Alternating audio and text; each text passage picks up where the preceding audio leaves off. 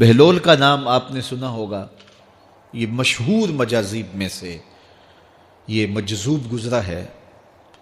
دریائے دجلہ کے کنارے اکثر گھومتا رہتا تھا اور اس کی ادائیں نرالی تھی۔ مجذوبوں کے رنگ اپنے ہوتے ہیں، سادیہ نزدیک رائے عاشقاں، خلق مجنو نندو مجنو عاقل است۔ تو لوگ انہیں بے وقوف کہتی ہے، لیکن اہل عقل اور اہل تصوف انہیں دانا کہتے ہیں۔ اس لیے بہلول دیوانہ کہا جاتا تھا، لیکن بہلول دانا کہتے ہیں اہل خرد، کہ اصل حقیقی عقل تو ان کے پاس ہیں جو در محبوب تک پہنچ گئے۔ راس الحکمہ تے مخافت اللہ، حکمت اور دانائی کا سرچشمہ اللہ کا خوف ہے۔ تو جس کو اللہ کا خوف جتنا زیادہ ہوگا وہ اتنا زیادہ دانا ہوگا۔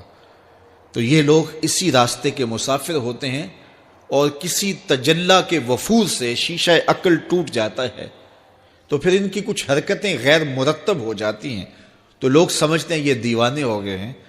اصل تجلیات کے وفور سے ان کے ہوش ٹکانے نہیں رہے، لیکن ان کے دل پر وہی تجلیات منعکس ہوتی رہتی ہیں، تو انہیں دیوانے کہہ دیا جاتا ہے، لیکن حقیقت میں یہ دانا ہوتے ہیں۔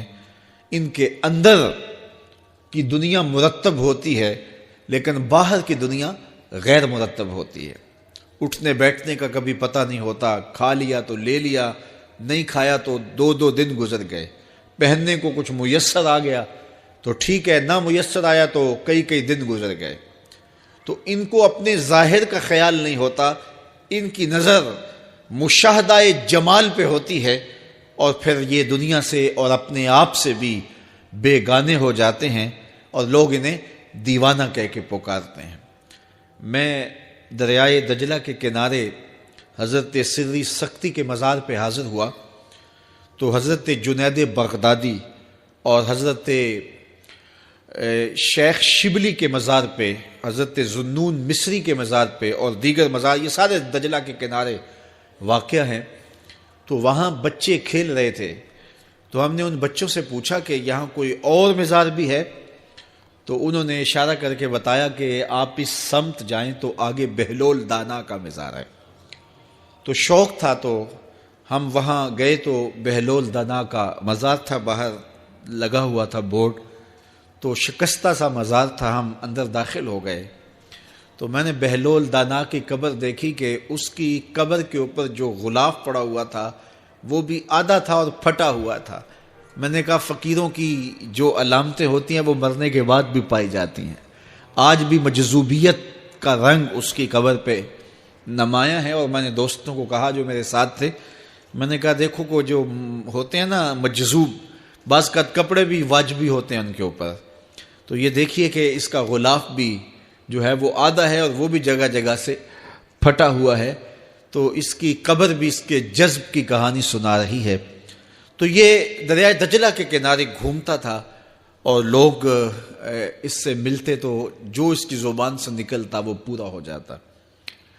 تو ایک دن دریائے دجلہ کے کنارے یہ گھوم رہا تھا کہ ہارون رشید اپنے مکان کی، اپنے محل کی چھت پہ ٹہلتے ٹہلتے بہلول کو دیکھتا ہے، تو خادموں کو کہا کہ ذرا اسے میرے پاس حاضر کرو۔ شاہی حکم نامہ تھا، جو چھت کے اوپر خادم تھے انہوں نے اوپر سے ڈولی پھینکی اور نیچے والوں کو اشارہ دیا، انہوں نے بہلول کو پکڑا اور ڈولی میں رکھ دیا، اوپر والوں نے رسیاں کھینچ لی۔ 2 لمحوں کے بعد بہلول بادشاہ کے سامنے تھا۔ تو بادشاہ نے بہلول سے کہا کہ بہلول ایک بات تو بتاؤ، کہا پوچھئے، کہا آپ خدا تک کیسے پہنچے ہو؟ تو بہلول نے مسکرا کے کہا جیسے آپ تک پہنچا ہوں۔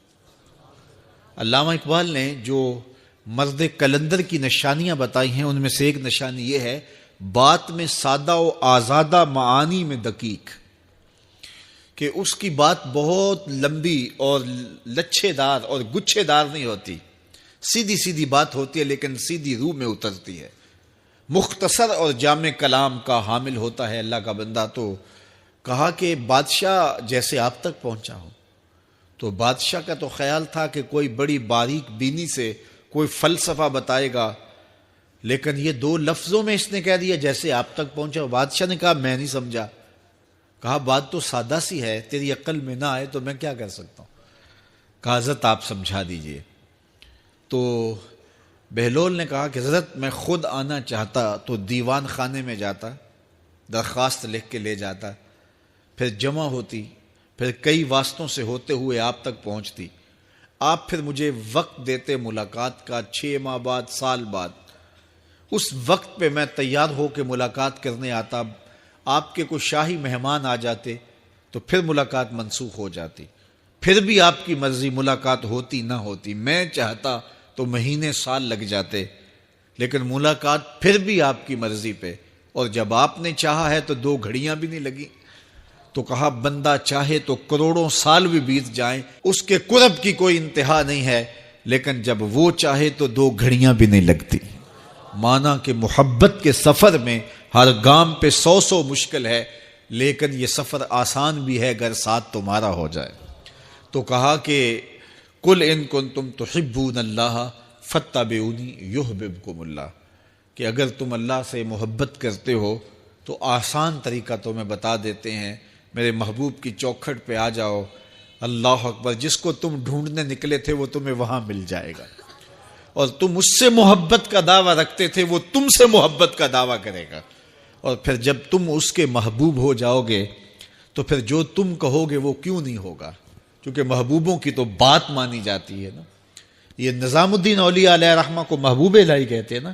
ان کا واقعہ بھی علماء نے یہ لکھا ہے, صوفیاء نے, کہ ان کے شیخ حضرت بابا فرید الدین گنج شکر رحمۃ اللہ تعالی علیہ ایک دن موج میں آ گئے اور کہا کہ نظام الدین محب بنو گے یا محبوب بنو گے.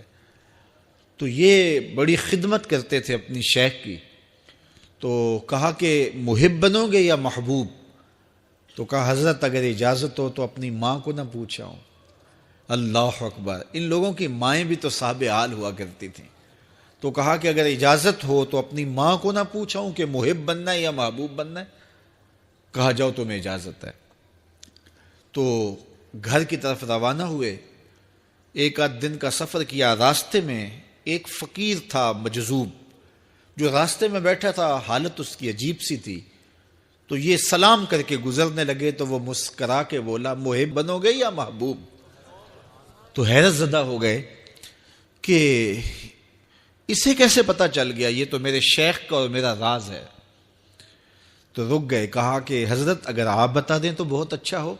کہا نہیں نہیں, ماں سے پوچھو, جو وہ بتائے گی وہی بن جانا. اور اگر ماں نے نہ بتایا تو کل آ جانا, اسی وقت یہاں ملاقات ہوگی, پھر میں بتا دوں گا. خیر چلے, رات کو پہنچے, والدہ کی خدمت میں سلام پیش کیا, پاؤں دبائے اور کہا کہ شیخ موج میں آ گئے اور کہا محب بنو گے محبوب بنو گے. تو میں نے کہا ماں سے پوچھ لوں. تو میں اماں جی آپ سے پوچھنے آیا ہوں, راستے میں یہ واقعہ بھی ہوا. تو ماں نے کہا کہ بیٹے تم صبح ناشتہ کر کے پلٹ جانا, اور وہ جو راستے میں تیرے دل کی بات بوجھ گیا وہ کوئی صاحب حال تھا, وہ تمہیں صحیح بتا سکے گا کہ محب بننا کہ محبوب بننا. خیر یہ صبح ناشتہ کر کے ماں کے پاؤں پکڑے, اجازت طلب کی اور واپس نکلے. اور وہاں جا کے دیکھا تو کوئی فقیر نہیں ہے. بڑے حیرت زدہ ہوئے, دائیں بائیں سے پوچھا کہ یہاں کل ایک بابا بیٹھا تھا. کہا وہ تو کل کے فوت ہو گیا. تو کہا اس کی قبر کہاں ہے. کہا قبر کس نے بنانی تھی اس کی, وہ گندگی کے ڈھیر پہ لوگوں نے پھینک دیا.